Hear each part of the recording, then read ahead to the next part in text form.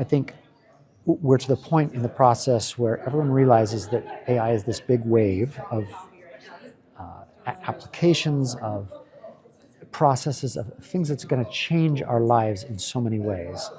And this summit helps us to think carefully about how do we look at this intently and say, okay, I want to do something different. Social media kind of just came over us, and it was something that happened to us. We didn't have the opportunity to plan and think about the policy implications.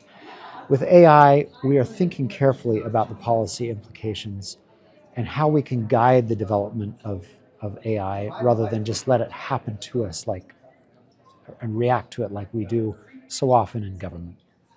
I think one of the unique things about Utah is that we are pro-innovation. We believe that AI will improve our lives. We believe it'll improve our economy. It's going to create jobs. It's going to create tremendous opportunities.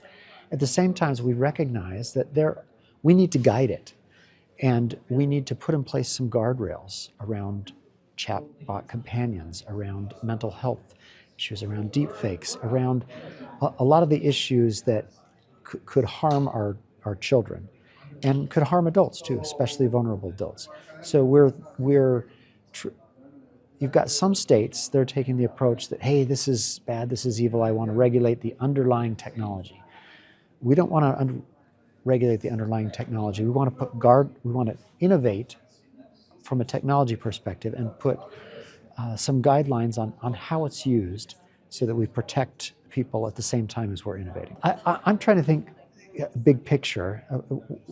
How can we set up the foundation to be successful in 5-10 years? And I think about it more in terms of, okay, what about our kids that are coming into the workplace, and whether it's used in the workplace or whether it's used in entertainment, in the way people get information across the world.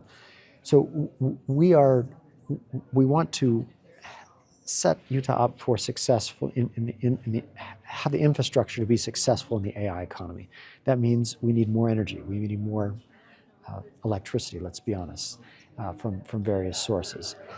We need great connectivity to the rest of the world, which we're working on. And we need to train our people on how to use AI responsibly, because it's a tool that you use. We can use that tool to further our moral objectives or further immoral objectives. And Utah's a small state, but we think we can influence the national discussion on this. We've been successful at that with social media. We think we can do it with AI. A couple of colleagues and I were back lobbying our members of Congress last week.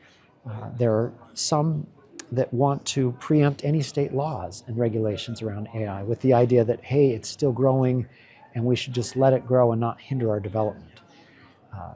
Because there are some states that are putting in place some regulations that hinder the underlying development of the LLMs, of the models. And what we need to focus on is the use case and how those are used. So Utah has been advocating, look, when the federal government gets their act together and can come up with some reasonable guidelines, then we're on board. But until then, don't stop the states from innovating, from protecting our kids. The idea that we're just going to stand by and let the social media companies and big tech companies do whatever they want without any protections at all is not smart. It's not good for our society. So we're happy to work with our federal partners, and some people have some really good ideas. Senator Curtis has some great ideas. There's David Sachs in the White House has some really good ideas, but we can't just turn it over to the White House to decide everything for everybody without a say in it. This is what makes America great, is we have lots of different states and a distributed way of looking at things. And we believe that our red state model of promoting innovation while still protecting our kids and vulnerable adults is the best way forward.